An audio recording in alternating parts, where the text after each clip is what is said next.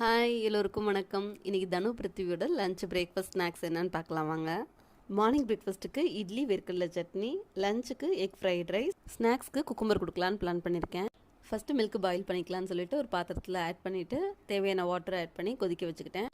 குழந்தைங்க மார்னிங் ஃப்ரெஷ்ஷாக milk sometimes குடிப்பாங்க. சம்டைம்ஸ் சத்துமாவுக்குள்ளே நான் மிக்ஸ் பண்ணுறதுக்காக ஃபஸ்ட்டு எப்பொழுதும் மில்க் பாயில் பண்ணிப்பேன்.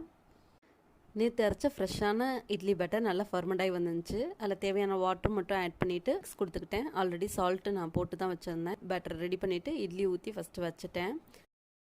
குழந்தைங்க அதுக்குள்ளே எந்திரிச்சு ப்ரஷ் பண்ணிகிட்டு இருந்தாங்க. இன் பிட்வீனில் நான் தான் போய் குளிக்க வைப்பேன் ரெண்டு பேரையுமே. இட்லி வச்சதுக்கப்புறம் ஒரு சைடு ரைஸையும் வச்சிடலான்னு சொல்லிட்டு ரைஸ் வச்சு எடுத்து வச்சுட்டேன். தென் இப்போ வேர்க்கடலை சட்னிக்கு வேர்க்கடலையும் நல்லா ஃப்ரை பண்ணிக்கிறேன். வேர்க்கடலை கொஞ்சம் ஆறுற வரையும் தேங்காய் ரெடி பண்ணிக்கலாம். தேங்காவை நான் பீல் பண்ணி எடுத்துகிட்டு சின்ன சின்னதாக கட் பண்ணி மிக்ஸி ஜாரில் ஆட் பண்ணிக்கிறேன். அதிலே கொஞ்சோண்டு புளி, நம்ம ஒரு சின்ன நெல்லிக்காய் சைஸ் புளி, அப்புறம் ஒரே ஒரு மிளகாய் ஆட் பண்ணியிருக்கேன். உங்கள் காரத்துக்கு ஏற்றாப்புல எக்ஸ்ட்ரா ஆட் பண்ணிக்கோங்க. வேர்க்கடலையே ஸ்கின் பீல் பண்ணிவிட்டு அதே மிக்ஸி ஜாரில் ஆட் பண்ணிவிட்டு ஒரு கைப்பிடி ஆட் பண்ணிக்கோங்க. அப்புறம் சால்ட் ஆட் பண்ணி நல்லா மிக்சியில் கிரைண்ட் பண்ணிக்கோங்க. ஆனால் ரொம்ப தண்ணியாக இல்லாமல் பார்த்துக்கோங்க. அப்போயே வேர்க்கடலை சட்னி ரொம்ப டேஸ்ட்டாக இருக்கும். இப்போது லஞ்சுக்கு எக் ஃப்ரைட் ரைஸ் ப்ரிப்பேர் பண்ண போகிறேன். அதுக்கு ஒரு பேனில் கொஞ்சம் ஆயில் விட்டுட்டு அதில் ஆனியன் அப்புறம் கேப்சிகம் அது ரெண்டையும் போட்டு நல்லா ஃப்ரை பண்ணிக்கோங்க. ரெண்டுமே ஃப்ரை ஆனதுக்கு அப்புறமேட்டு கொஞ்சோண்டு மஞ்சத்தூள், மிளகாய்த்தூள், கறி மசால் பொடி அதை மட்டும் ஆட் பண்ணி நல்லா மிக்ஸ் கொடுத்துக்கிறேன்.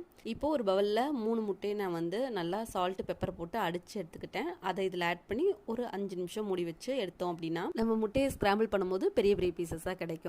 சாப்பிடும் போது டேஸ்ட்டாகவும் இருக்கும். 5 மினிட்ஸ்க்கு அப்புறம் லிட்டை ஓப்பன் பண்ணி நல்லா ஸ்க்ராம்பிள் பண்ணிக்கிட்டே இருக்கணும். ஒரு 5 மினிட்ஸ்க்கு ஹை ஃப்ளேமில் வச்சு ஸ்க்ராம்பிள் பண்ணால் முட்டையெல்லாம் தனித்தனியாக வெந்து வந்துடும்.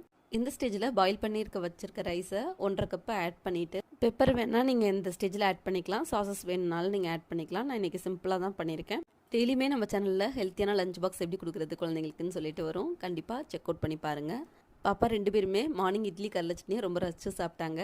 குட்டி பாப்பா இப்போல்லாம் அவங்களோட வேலையை அவங்களே செய்யணும்னு ட்ரை பண்ணுறாங்க. அது எனக்கு ரொம்பவே ஹாப்பியாக இருக்குது. இன்னும் நல்லா பண்ண பாப்பான்னு சொல்லிட்டு என்கரேஜ் பண்ணுறேன். இந்த வீடியோ உங்களுக்கு யூஸ்ஃபுல்லாக இருக்குது அப்படின்னா சேனலை மறக்காமல் சப்ஸ்கிரைப் பண்ணி சப்போர்ட் பண்ணுங்கள். நெக்ஸ்ட் வீடியோவில் பார்க்கலாம். பாய்.